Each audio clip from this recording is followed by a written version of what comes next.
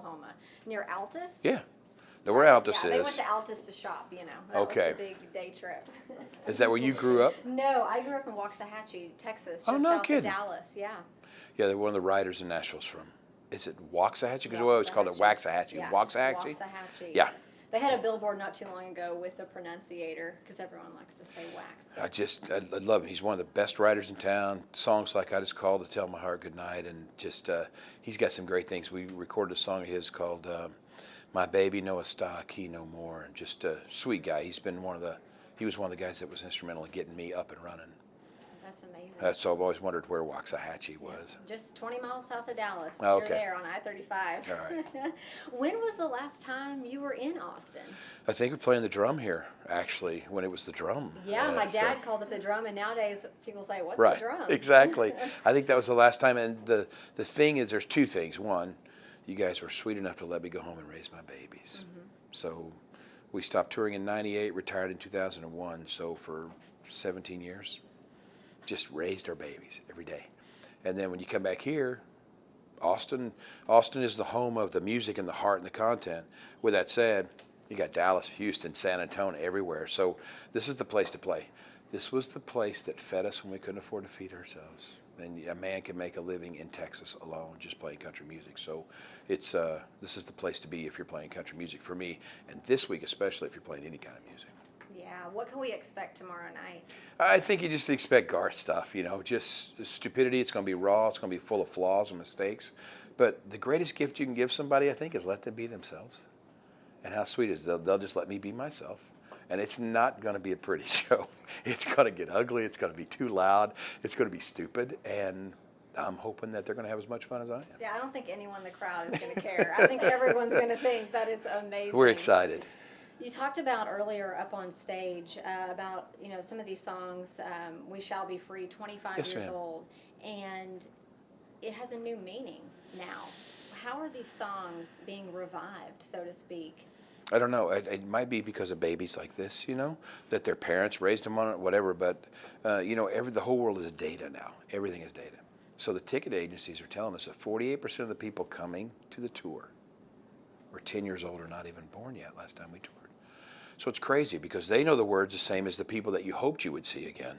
And there it is. That's what the building is doing. And now, you know, they're showing up in numbers we've never seen. And I'm getting to play on a level I've never been on before. So I feel very, very lucky this late in my career to have this. But to have that generation in the crowd as well as your own generation, that's a pretty cool statement for the music. How are you a different artist today than you were 25, 30 years ago? I don't feel any different. You know, it's like Straight, the king, you know. It's like he said, I still feel 25. You don't feel any different. You know, you're older, of course. But you go out but I think music kind of keeps you forever young. Because you know your players. You spent your whole life with them. But there's something of that walk between the dressing room and stage that when you look at them again, holy cow. They look like they're 25 out there just having a blast.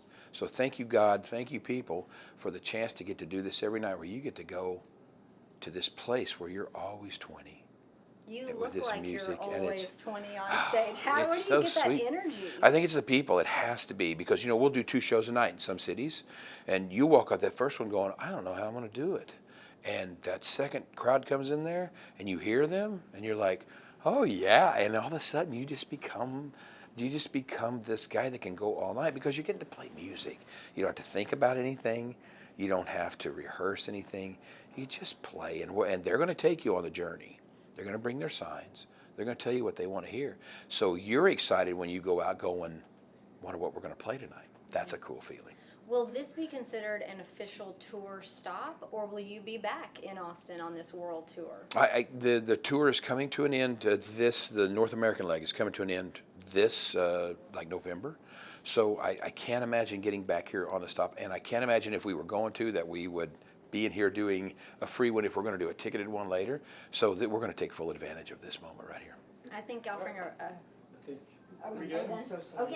yeah. You wanna grab one more? One more. I was gonna have, I mentioned Nadine, she's got Yes. something to show Oh, you. very good. Okay, Miss Nadine, let me see this.